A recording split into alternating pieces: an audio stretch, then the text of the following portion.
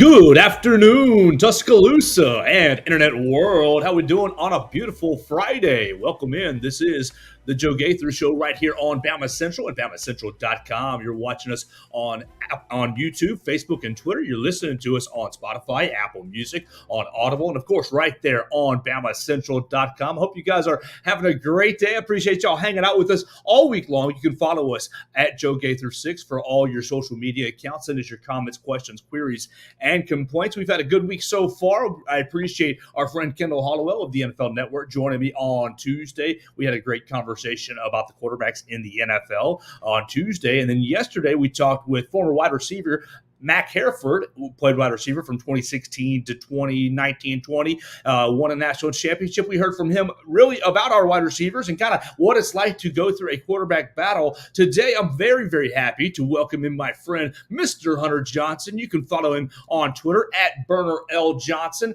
He is the Tide Hoops pregame and postgame host. He's all over all things Bama on basketball, baseball, really the Tide Hoops aficionado. And I'm very, very blessed to call him a friend and to welcome him into the program. Hunter, how's your Friday, brother? Joe, it's going well, man. It feels like it's been such a long time since we've done radio together. Yeah, it's been a minute. The last time, oh my gosh, had an unfortunate result up there in Louisville. But, It was a great season, basketball season. And, we haven't talked since the end of the academic athletic season. I just want to open up. You love all the sports at the Capstone. And what was your thoughts on really 22 and 23 as it went this past season? I thought it was very possibly the greatest season in Alabama athletics history. When I was in school, the best thing that we had was 06. And that was mainly the big three, and that you would finally win 10 games. You go to the NCAA tournament in basketball, and you host a super regional in baseball. This definitely exceeded that. Going to a New Year's Six bowl, making the Sweet 16, winning a double in basketball, making a super regional for the first time since 2006. And then you look at the other sports too. A sport that I hold near and dear to my heart is Alabama soccer. Alabama soccer with the greatest season in program history. Golf had a good year. It was just a really, really good overall year. Now, obviously, you would have loved to have won some national championships at that, And now that I'm thinking about it, 2012 was probably better just because 2011, 2012, because you ended up winning 4 national championships. But this is pretty close. Yeah, it was a great year. Obviously, you have a lot of chatter about, oh my gosh, y'all failed at football and you stink, and you underachieved at basketball. But that's just the standard now, though. That's the problem when you're held to such a high standard.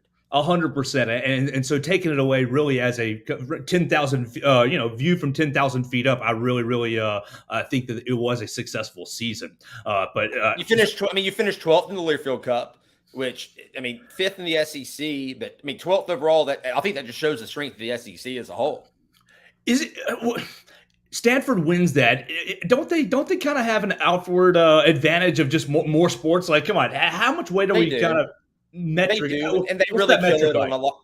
They kill it on a lot of the smaller sports. It is what it is, but that's why Alabama finishing at such a high level is so impressive, because we don't have all those sports like Stanford does. Well, I bring you on really to get your thoughts on all the sports, but I want to focus on our favorite sport together, is really basketball. And there was a lot of news. Really, it's the offseason, but still a lot of news this week. 2 major points, and I want to get your thoughts on, we love Devon Quinterly. He transfers out of the program, still yet to be announced where he's headed. And Grant Nelson officially transfers into the program. 2 major roster transitions, Hunter. What do you make of Devon Quinterly? The timing, little... How do you now receive him as a now his career is complete at Alabama? I still think I'm probably going to need more time to because I don't want to say anything it really frustrated me when he did it. I still think it's a dumb move. I know that we made a significant commitment to him NIL wise.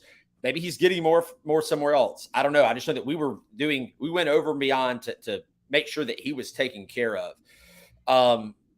And he just decided, I think what frustrates me, and probably what frustrates a lot of Alabama fans, is you go through the whole hoopla of the I'm back image, and then you leave. The whole timing of it, it still doesn't really make sense to me.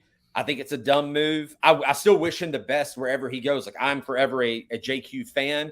He's a legend in Alabama basketball. I appreciate all he did. And I mean, and when I take like my personal feelings out of it, he was at Alabama for 4 years and got a degree. That's really all you can ask from a student athlete. Like, I don't think we can really, I think the timing of it is what sucks. The fact that he did do the whole, like, I'm back just seems kind of like a little bit starved for attention.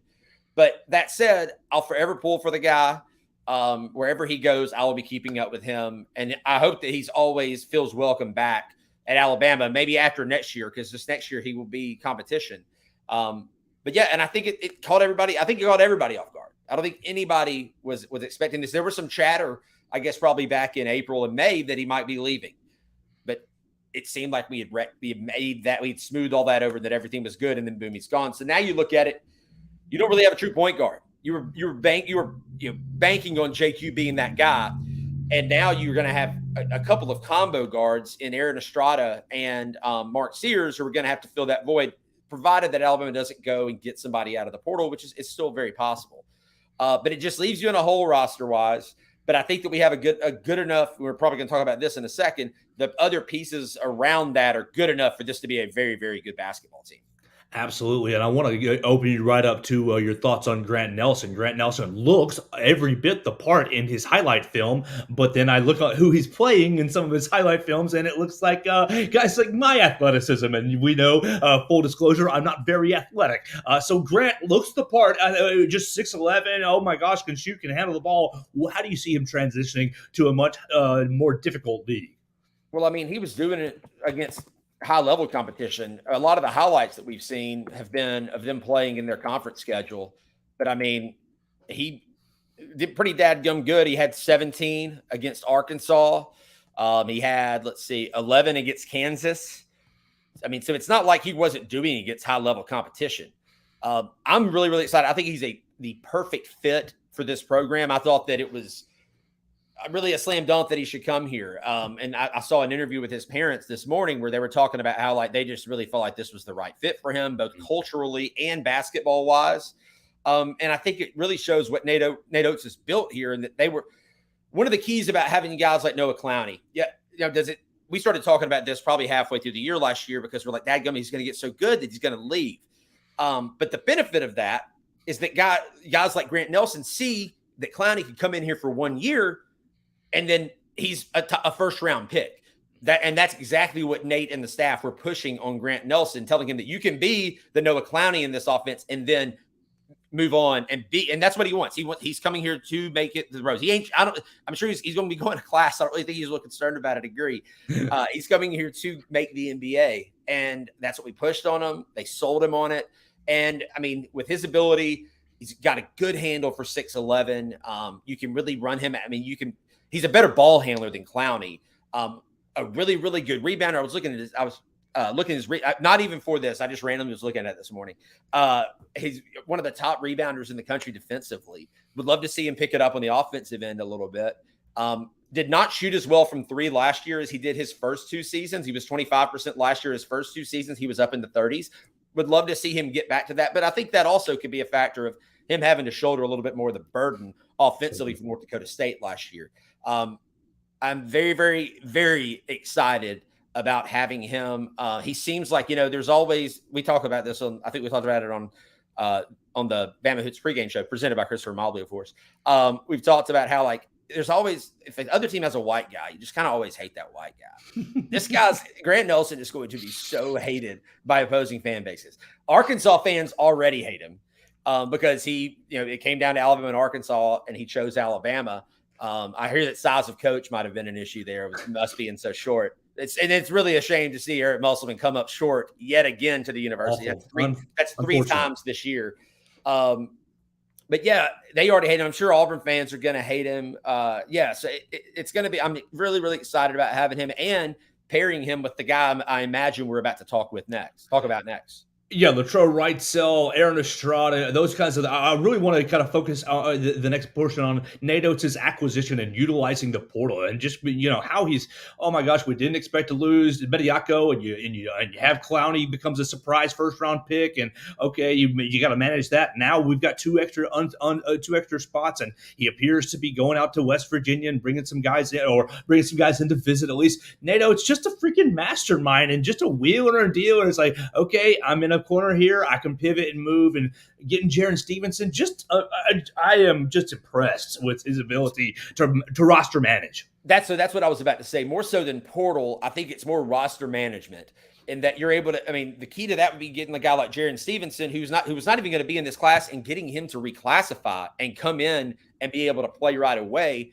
I was listening to a podcast, the Goodman and Hummel podcast, this morning on the way to the office, and they had Scott Drew and a couple of other head coaches on, and they were talking about how hard being a college basketball coach is these days, because it used to be that you would finish up in May, April, you might have a couple transfers, but then that was kind of like when you you did a little bit of recruiting. May was kind of when you like recharged, like you rested. There's no rest anymore. They're always. I mean, Nate's going all over the place right now recruiting, as is the rest of the staff.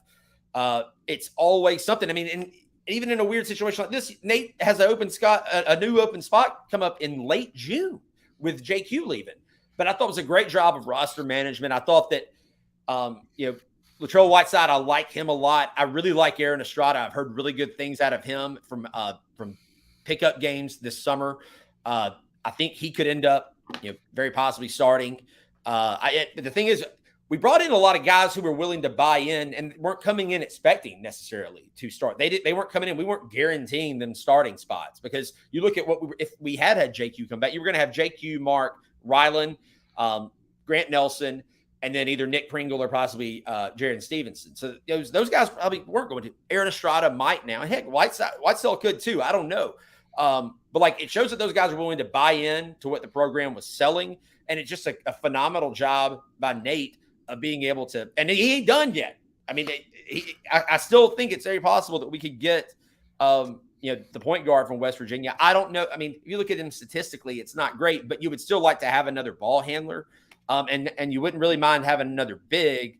I think with JQ leaving, everybody immediately thinks, oh, we need ball handling. But if you look at our big situation, you've got Nick, Grant, Jaron. It's kind of it. You don't really have a lot. I mean, you got the freshmen coming in. Like Sam Walters is a guy I'm looking forward to seeing. But you don't have a ton of depth there. If one guy goes down, you could be in a tough spot. Yeah, absolutely. I've just been amazed watching Nate pivot all summer long, and really, I think right now we have a roster that I know a lot of people think are fourth, fifth, sixth in the league, but I think once you get them together and gel, we've seen Nate Oates kind of get the most out of a group of players in the past. In addition to that, it's also kind of speaks to the just how different things are in college basketball. It used to be that you would use all 13 of your scholarships, but a lot of times you were bringing in guys that you knew like were going to be a project. You don't really see that anymore. You're putting together, like, we're going to have 13 of the best players assembled. And probably only 9 or 10 of them, 11 of them are going to play, but we're going to at least get the best guys that we can together. And then we'll let the cream rise to the top. Hunter, two more things before we get you out of here, and I really appreciate your time on a Friday. We're talking to Hunter Johnson. Follow him on the Twitter machine at Burner L. Johnson if you're the one person in the world who's not. I want to get your opinion on the cruddy ACC-SEC challenge matchup that they dished Alabama. They gave us Clemson. What the hell were they thinking? And I was upset on Tuesday when it came out. Was I wrong to be upset? I don't think you were wrong. I thought, obviously these things are like, they're thinking through this for future years as well. And now, if I'm Alabama, I don't know that I'm necessarily that upset by not getting a really top tier team, because you look at what the rest of the schedule looks like, it's already really, really tough. Glad that we're going to get a home game. I don't know that Nate is very upset by it, but it did kind of seem to miss out on the excitement of like an Arkansas being able to get Duke. I thought that they really missed on some matchups that could have been really good. Like, why didn't Auburn play in Virginia? Like, the rematch of the Final Four. Like, that seems like just like way too easy. Why isn't Texas A&M playing Virginia Tech, where Buzz Williams, where Buzz Williams used to coach? Seems like there were some slammed up matchups that they didn't do. I'm also what I'm most upset about this is that we play at 8:30 on a weeknight. It's too late. I want to play a post game show. We won't start till 11. I'm probably just not going to do it. But yeah, I'm sure we'll be live from Innisfree at 6:30 that night. And yeah, I don't like the late start times. I cannot stress that enough. At least it's not 9 o'clock like that Houston game was a couple years ago. But yeah, that was what I was most upset about, was when I saw the game time, which shows how old I'm getting. And that in college, I would thought that was awesome. And now drink all night. That's too late. Yeah, it's too late. Well, last thing, and I love you, Hunter. I thank you so much. What do you know about Barrett Sallee? Barrett Sallee tweeted today that Guthrie's is now the official chicken partner of the University of Alabama. I thought we were a Chick-fil-A university, or what's going on with Guthrie's? They going to expand past 15th Street? What do we know about that? There's Guthrie's all over the state. I like Guthrie's. I don't mean to like diss Guthrie's here. I just don't. I'm not a big I don't go to like the chain chicken restaurants and just order a bunch of chicken fingers and sauce. It's just not really. I mean, if I did, I'd probably way more than I already do. But I will say this about Guthrie's: when I was in high school, a couple of my buddies worked at that one on 15th Street, and man, I just never paid. Like I would go through the drive-thru, and they would just pile it up. I mean, it's a statute of limitations is up now. Just pile it on. And so, after they stopped working there, I guess after sophomore year of college, I'd never go back, because I got so used to eating there for free. It's kind of like Domino's. When I was in school, we had Domino's dining dollars. So I ate Domino's all the freaking time. But then after I got out of school, I'm like, I don't want Domino's anymore. It's not the same when I'm having to pay actual cash for this transaction. But I like that we're getting some local flavor in terms of our sponsorships. You got Kaneka. And now Guthrie's, yeah, I think that's cool. It's not bland like maybe a Zach. I don't want to diss any potential sponsors, so I'm not going anywhere else with that. Yeah, we're happy. I just thought that was a funny story. Happy to have Guthrie's on board, but if Fusakli's or Zaxby's or any of the other ones want to sponsor the Tide Hoots pregame show, I will shill for some chicken out of that. So. There you go.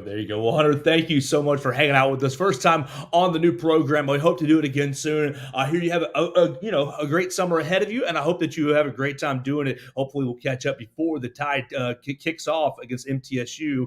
64 days away? Hunter, have a great day. Days. All right, man. Thanks, Joe. Have a good one. Yes, sir. Roll Tide. That's Hunter Johnson hanging out with us. I really, really appreciate all his time. He, only had a short window for us today, and I really appreciate, I tried to get into the most interesting topics that we could with him. Okay, so now, I'm not going to leave you with a 17-minute show. That's unprofessional and unfair to you, the listener. I appreciate everybody who's hung out with us so far. Miss Julene, I see you on the Facebook comment side of things. You guys can jump in and comment if you'd like to on Facebook, on YouTube, on Twitter.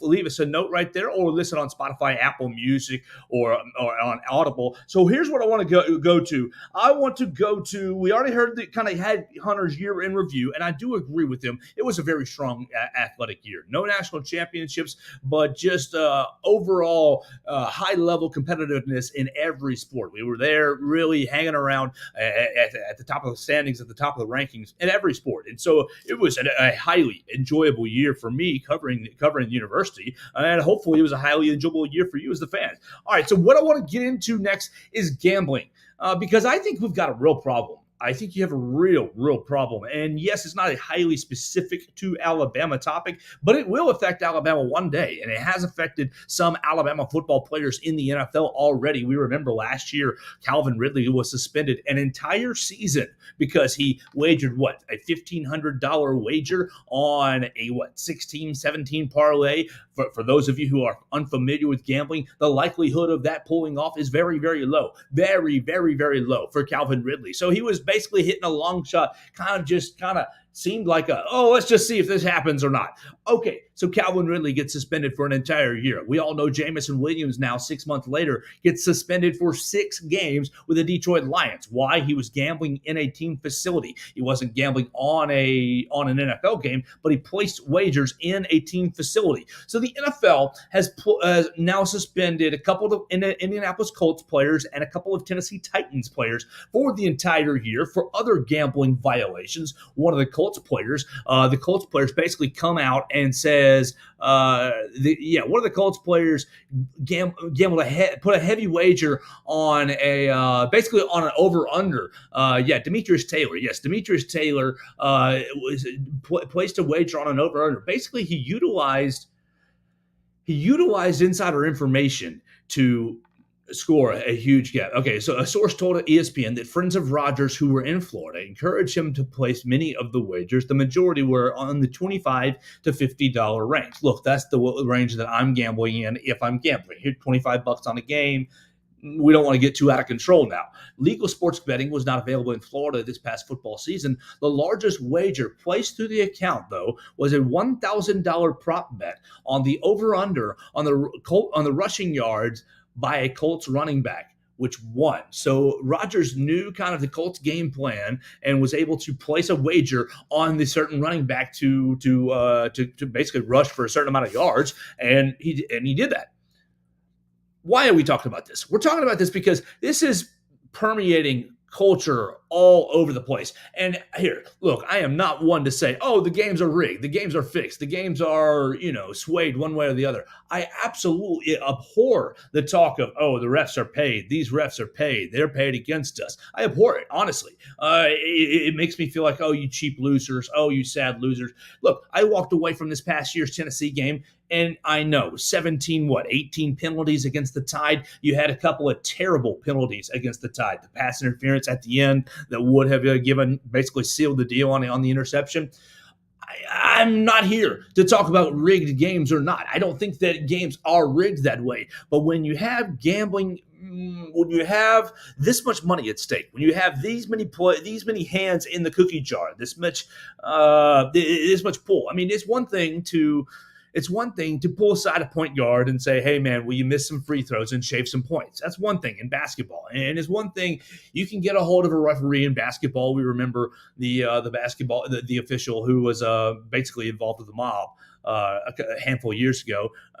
You can get an official to influence a game. But for a football game, it's much harder. It's much difficult. There's 22 guys out there. Everybody's motivated. Everybody's trying to adhere to their own play. They're trying to do what their own coaches tell you. And then you've got coaches trying to win for their own legacy. And then you got officials trying to make good calls. So I think, look, football is so much harder to fix, in my opinion.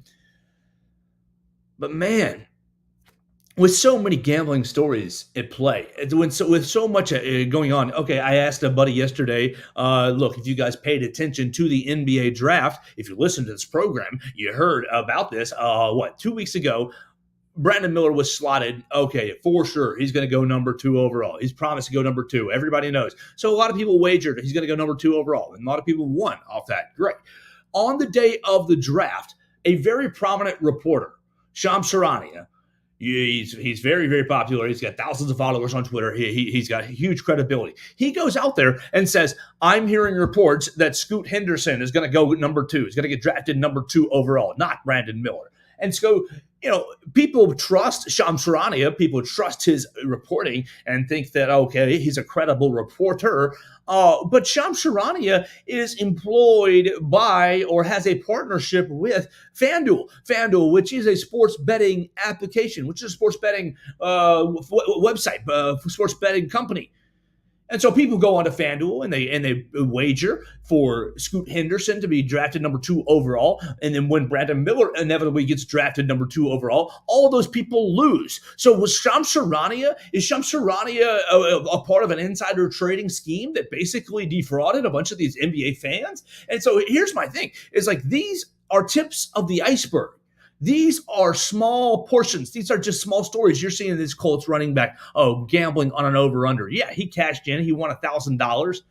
$1,000 is not that big a deal for a casino. It's not that big a deal for a sports book. It's not that big a deal for you or I. Sure, $1,000 is a couple paychecks, but ultimately not a huge amount of money. So he didn't go break the system, this Colts running back. And Calvin Ridley didn't go break the system with his $1,500 7-team parlay. But what's to prevent these college students with NIL, with it's being so prominent? Sports gambling is legal, I think, in 27 states. How many states is sports betting legal? Yes, perfect. 37. Okay, I thought it was 23. It's 37. There's 37 states where it's legal. And so you got to think 37 states, and even when it wasn't legal, I'll just be honest, it's not legal here in Alabama, but no FBI watches this program. 10, 15 years ago when I was, a young buck, I wagered with my friends all the time. You can place a wager if you want to. You can gamble if you want to. It's just makes me apprehensive with all the money at play. And I love the athletes getting paid. I love athletes being in power and really in control of everything because they are the labor. Without the athletes, there is no product to watch. Yeah, you could watch me play quarterback for the Crimson Tide, but people would turn that off in about 2 seconds because it would be a horrible, unwatchable product. You got a kid taking a snap and falling right over, getting sacked, getting stepped on by a center. It wouldn't be good. These guys earn their money. These guys are worth all the money that's at stake here. I just worry about how much we're partnering with the industry that is sports gambling. And here, I love sports gambling as an entity. It's very entertaining to watch. It's very entertaining for me to pay attention to. It really helps a lot of ways, just kind of helps shape my opinions on what's going to happen in a lot of ways. Look, you heard Coach Saban. If we would have been favored by over 3 of the 4 teams in the college football playoff, why weren't we in?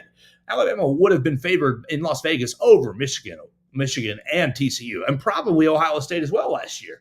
Look, those guys in the desert, they know what they're talking about. I just worry the partnership level that we're getting, especially when you're receiving, you're getting NIL bonuses and you're getting just all kinds of. It's seeping into sports journalism. A lot, you get a lot of podcasts that are sponsored by DraftKings, sponsored by FanDuel, sponsored by, Caesar Sportsbook. If Pearl River Resort wants to sponsor me, I would love to be a part of it, part of your sponsor, part of your package. I love sports gambling. I just worry about how much it's influencing the results that we are seeing on the field each and every week. And so that's where really what's got me kind of brainstorming and concerned over that. So look, here's the NCAA, due to all this, we're going to keep this rolling with some actual information.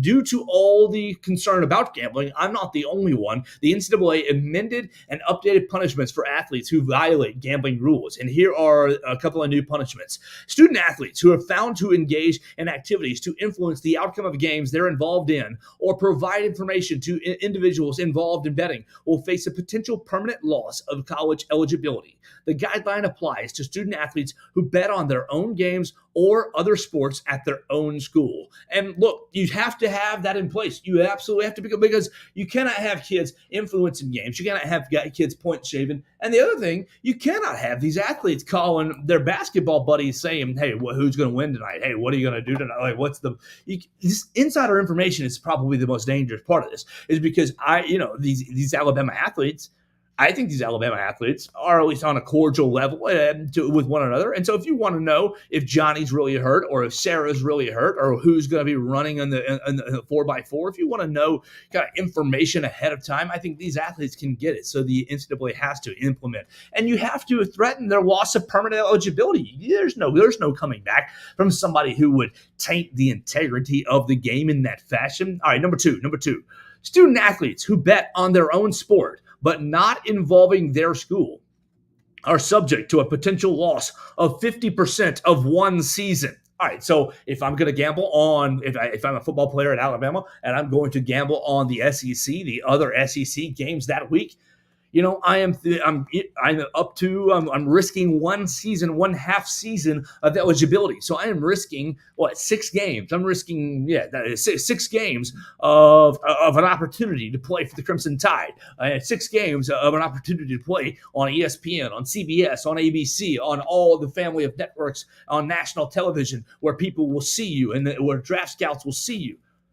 I don't know if that's really worth it, man. Stay off the gamble. Don't gamble on your own sport. The best advice is to not gamble. All right, number 3, for all other wagering related violations, the cumulative dollar value of the wagers will be taken into consideration when determining the punishment. Bets totaling $201 to $500 could result in a loss of 10% of a season of eligibility, plus rules and prevention education. Bets totaling more than $800 could result in a loss of 30% of a season of eligibility, plus rules and prevention education. Look, man, it ain't worth it. For $800, you're going to lose 30% of your eligibility for a year. It's not worth it. It's not worth it at all. Look, I know these athletes. It seems like it might be a quick way to gain a quick buck. And it is fun. Look, I'll be honest, it is fun to wager a time or two. I love the football season for that reason, but you have to be responsible. You have to be careful.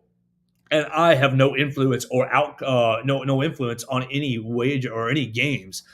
So I feel like I have a little bit easier position to make those wagers. I just encourage everybody to gamble responsibly, and I encourage everybody to be cautious because I think we're going to be seeing more and more stories where convoluted information comes out, where conflicts of interest arise, where athletes come out and maybe they've made wagers or they've told their friends. I think the Brad Bohannon situation and story is going to be, unfortunately, more and more commonplace. The NFL also updated their gambling rules and outcomes and basically boiled it down to 6 straight rules. 1, don't bet on the NFL. 2, don't gamble at your team's facility while traveling for a road game or staying at a team hotel. Number 3, don't have someone bet for you. Number 4, don't share team inside information. Number 5, don't enter a sports book during an NFL playing season. And number 6, don't play daily fantasy football. I think those are all great rules and great guidelines. And so, look, this is just an issue that people are going to see more and more as gambling becomes more prevalent. Legal in 37 states now. It's going to be legal in 50 states before probably 10 years, I would say. Maybe 20 years. But it will be more legal and more accessible than not as we continue to go on. So I think it's something that we all have to kind of watch out for. All right, let's put a pin in the gambling talk. Let's put a pin in the gambling talk real quick. Let me catch a sip of water and pivot. Hey, everybody. Happy June. Oh, my gosh. It's the last day of June, isn't it, Andrew Luck? Hey, everybody. Happy June. Hey, everybody. Happy June. Oh, man. All right, so we got to figure out a new sound or a new kind of pause break for next month, and we will do that over the weekend. And any suggestions you can drop in the social media handles on Facebook, Twitter, Instagram at Joe Gaither 6 if you want to drop in any sound or suggestions for the show. Let's pivot to transfer portal. Transfer portal is a little bit interesting for me because yesterday, the NCAA Division I Council proposed changes to the transfer portal windows that will reduce the total number of days a student athlete can enter the transfer portal from 60 down to 30. Okay, I think that we are starting to have a little bit of a problem with the transfer portal, and I know a lot of people hate it. I do love it. I do love the flexibility that it's given athletes. I believe that the transfer portal has been improved upon year after year, and I believe they improved upon it last season when they put in restrictions about transfer portal windows. They put the windows in last season, and I loved that. They also put in restrictions about first-time transfers, that sort of thing. I really, really loved last year's really adaptations or morphings of the transfer portal. This year, it looks like they're considering a little bit more trimming or changing of the transfer portal, not closing it, not getting rid of it, but they want to shorten the window. And I think that's very, very good because, look, I don't think that you should go in the transfer portal and be shopping for schools. I think that you should go into the transfer portal and know a little bit where you want to go. If look, I'm from Chattanooga, Tennessee. If I am here in Tuscaloosa at Alabama, competing, and maybe I'm at the bottom of the depth chart, or maybe I'm not getting along with my coaches, or maybe the academics are not sitting well with me, or for whatever reason, I say, okay, I'm going to go in the transfer portal. I need to have an idea of, okay, I'm going to consider UTC. I'm going to consider Chattanooga because that's my home. I'm going to consider, X, Y, and Z. 3 schools. Bam, bam, bam. And these are my 3 schools. And why do I know these 3 schools? Because maybe these 3 coaches or these 3 programs recruited me in the past, or have coaches who have departed my original school who I loved. You want to follow your coach, your position coach somewhere? I think that's fine.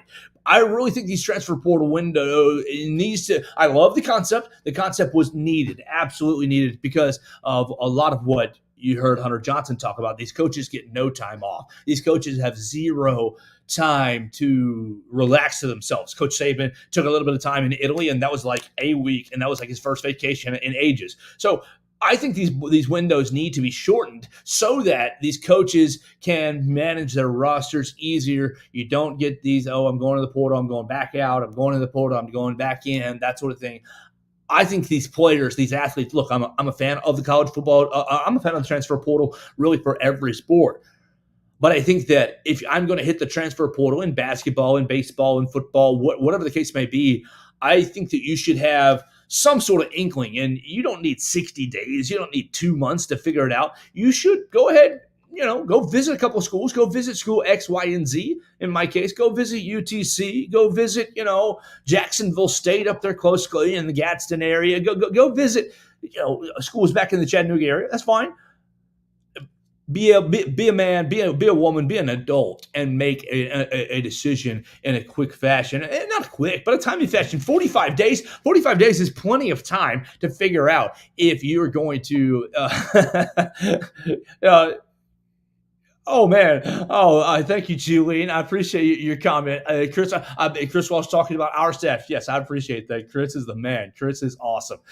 You can probably listen to him on, I guess his radio segment is probably on Tide 109 right now, if I had to guess. Chris is awesome. We had a great staff meeting yesterday. It was awesome to meet all the people officially part of BamaCentral. I got my brand new BamaCentral polo, and I really appreciate that. Rocking the BamaCentral polo. Big thanks to Chris Walsh.